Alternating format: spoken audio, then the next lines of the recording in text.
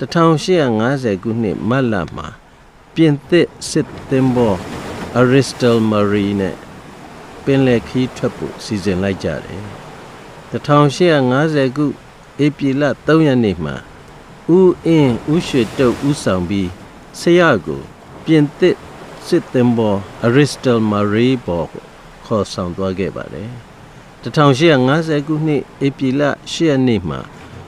Aristal Marie သင်္ဘောဟာကြိုက်ခမီမြို့ကနေပင်လယ်ကိုဖြတ်ဖို့ပြင်ဆင်နေပါတယ်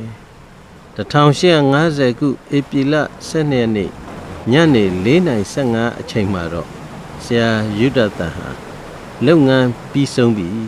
သွားတော့မယ်အမီလီကိုကြည့်ရှုပါလို့ပြောပြီးဘုန်းတော်ဝင်စားခဲ့ပါတယ်ည8:00အချိန်မှာဆရာယူဒသန်ကိုကပ်ပလီကျွန်းအရှိတ်လက်တီချွတ်73ဒီဂရီမြောက်လောင်ဂျီတွတ်93ဒီဂရီအရှိတ်ပင်လယ်ထဲမှာသကြိုခဲ့ပါတယ်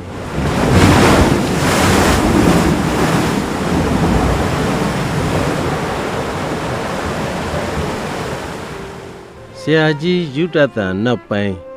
ရာပေါင်းများစွာသောသာသနာပြုဆရာကြီးများနှင့်ထောင်ပေါင်းများစွာသောတိုင်းရင်းသားသာသနာပြုများဆက်လက်အစီခံဆက်ကပ်ခဲ့ပါသည်အချို့သည်နှစ်ပေါင်းများစွာအစီခံနိုင်တဲ့ကဲ့သို့မိမိတို့သာသနာပြုရမည့်ဒေသသို့ရောက်ရှိပြီးလပိုင်းတွင်သေဆုံးခဲ့သူများလည်းရှိပါသည်သာသနာပြုဆရာကြီးများသည်လူမျိုးစုအချို့၏စားပေတီထွင်ပေးခြင်းလူမျိုးစုများဘာသာဖြင့်တမန်ကျမ်းစာပြန်ဆိုခြင်းအမှုများပြုခဲ့သည်သာသနာစေယုံစာသင်ကျောင်းများဖြင့်မြန်မာပြည်သားများအတွက်သာသနာပြုခဲ့ကြသည်1950ခုနှစ်ဆရာအာသာရွှေထောကပထမဦးဆုံးမြန်မာပြည်လုံးစည်းဝေးကြီး၏အထွေထွေအတွင်းမှုအဖြစ်သာသနာပြုဆရာများနှင့်လက်တွဲဆက်ကပ်ခဲ့ပါသည်သာသနာပြုဆရာကြီးများမြန်မာပြည်တွင်ဆက်ကပ်သာသနာပြုရန်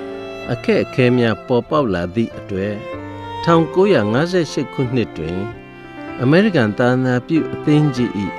သာသနာပြုဆရာကြီးများဖြစ်သူဆရာကြီး Lloyd James ဆရာကြီး F. Dickerson နှင့်ဆရာကြီး E. Sawards တို့သာသနာလုပ်ငန်းများကိုမြန်မာပြည်လုံးစည်းဝေးကြီး၏အထွေထွေအတွင်းမှုဖြစ်သူဆရာဦးထွန်းရှိန်အားသာသနာလုပ်ငန်းများကိုလွှဲအပ်ခဲ့ပါသည်